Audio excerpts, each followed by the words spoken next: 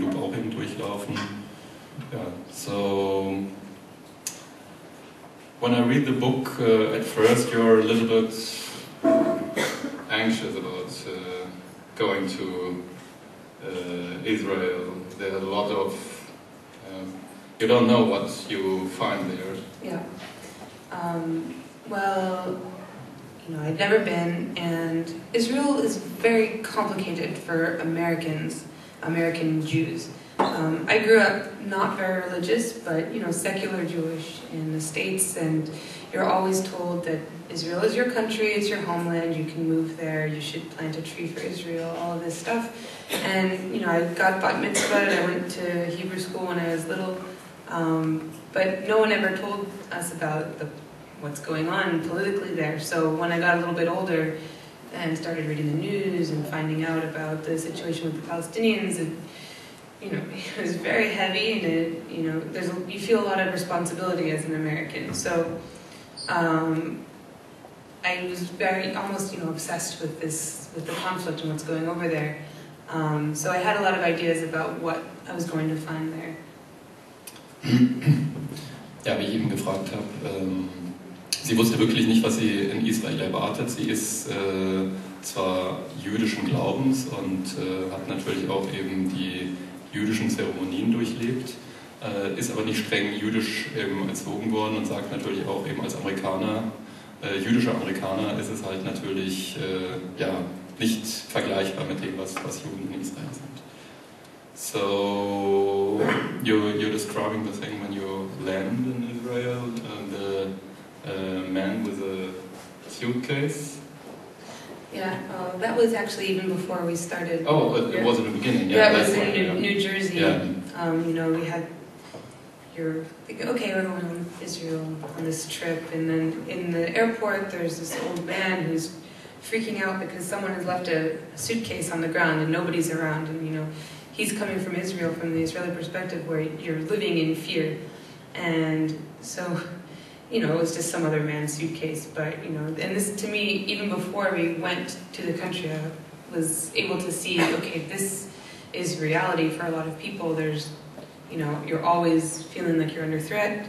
And so this is the other side to what I already knew about, you know, the situation with the Palestinians, and just, you know, so you get to know really before you even get there that things are very, very complicated and very intense for people.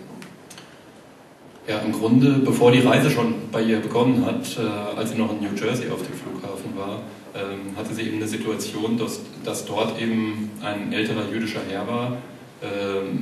Das ist für mich eigentlich auch so eins der Kernmomente in diesem Buch, muss ich sagen, und das kommt gleich am Anfang, wo halt wirklich ein jüdischer Herr, der wirklich auch in typischer jüdischer Kleidung eben dargestellt ist, am Flughafen steht, und da ist eben ein unbeaufsichtigter Koffer, und dieser Mann wird plötzlich total hektisch und total nervös. Ja.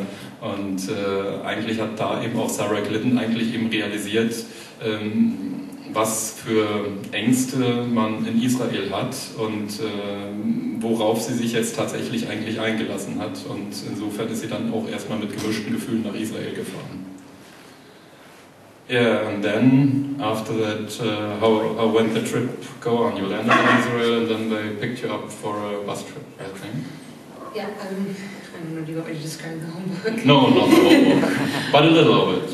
Okay, well, so, what can I say about it? These tours are very, very organized, and it's 10 days of just non-stop information, going from place to place. Of course, you're only shown one part of Israel, and you're given one narrative. So I really came prepared. I had done a lot of reading before I left and taking a lot of notes, because you can never be sure, like, what are people going to tell you? This is a very controversial topic, and so you always have to think about who the messenger is and why they're telling you the message. So from the very start, I was feeling like I had my armor up. Also im Grunde, sie war halt sehr, sehr skeptisch am Anfang, als sie in Israel gelandet ist. Sie hat das auch so schön gesagt, man weiß nicht, wer ist derjenige, der mir jetzt eine Mitteilung gibt, und was ist vor allen Dingen die Nachricht, die mir hier vor Ort vermittelt werden für die nächsten Tage. Und insofern, ja, die gemischten Gefühle, die in New Jersey angefangen haben, haben sich dann erstmal eine Weile durch die Reise gezogen. So, what were the breaking points from you when that changed a little? I mean, things change over time. It's really easy to look at a conflict from across an ocean through the newspaper and through the press and think that you know what's going on there, but clearly they're only giving you the events, you know, the violent events, what the politicians are saying, and what the extremists on both sides are saying, and you don't really get to know what average people think, what, you know, the normal banalities of daily life are like. So being there, you know, there wasn't really a turning point where I decided I flipped my politics or anything, but it was just kind of you're taking something that was two-dimensional and turning it three-dimensional and seeing how complex it is. And so that over the first couple of days, you know, I started meeting more and more normal people who aren't directly involved with the conflict, and it's like when before you go to a friend's house, you have this image in your mind of what their house looks like, even though you have no idea. And when you get there, it looks different. And it's the same thing with going to another country. You have this image through what you've seen in the media of what it's going to be like, and then when you get there, some things are how you imagine them, and some things are completely different. But the problem is when you go to a strange land, new land, and when you're thinking, you have thought about this land, usually you see the things you want to see. That happens oftentimes. Well, you see the things you want to see, but you know, Birthright Trip is not going to take you to occupied territories. So there were a lot of things that I was expecting to see more of, or that were part of my conception of the country that we did not see at all. Okay. Ich versuche das grob zusammenzufassen.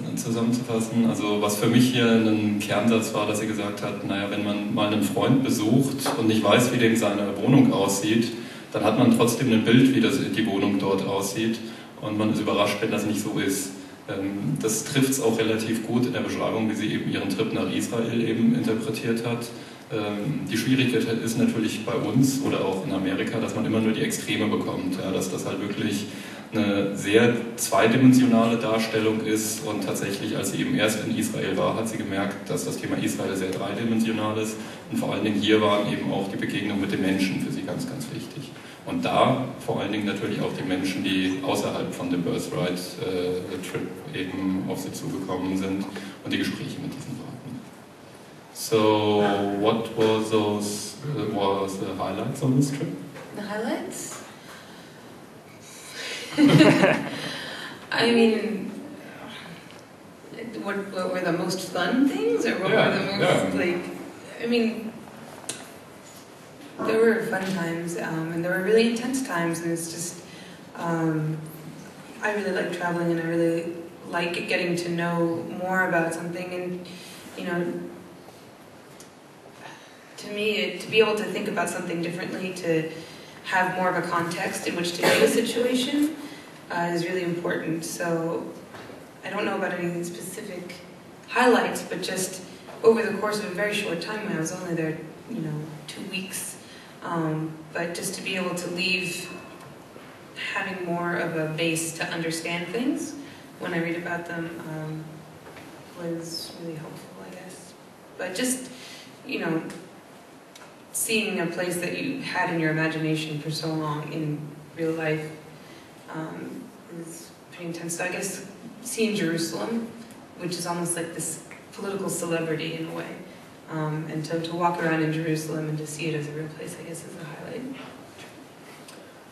Grundsätzlich sagt sie, ist es unheimlich schwer, halt hier Highlights aus dem Trip rauszuziehen. Abschließend hat sie gesagt, aber natürlich, wenn man persönlich wirklich mal nach Jerusalem kommt und das, was man alles immer gehört hat, und das dann wirklich persönlich erleben kann, das ist tatsächlich ein Highlight, und das ist beeindruckend. Aber in sich ist der ganze Trip halt natürlich unheimlich interessant gewesen und hat sich unheimlich geprägt, weil einfach Sachen, mit denen man sich so am Rande befasst hat, plötzlich mit Bildern und mit Hintergrundinformationen gefüllt wurden. So, we talked a little before this talk And I know that you had been in Israel the last weeks. Yeah. So I think you might have understood Israel with your book. No, the title is a joke. It's, on this trip, we only saw one side of things, which was the Israeli side. And I was just back for a week and a half, and I just got here today. So it's really intense being there and now here.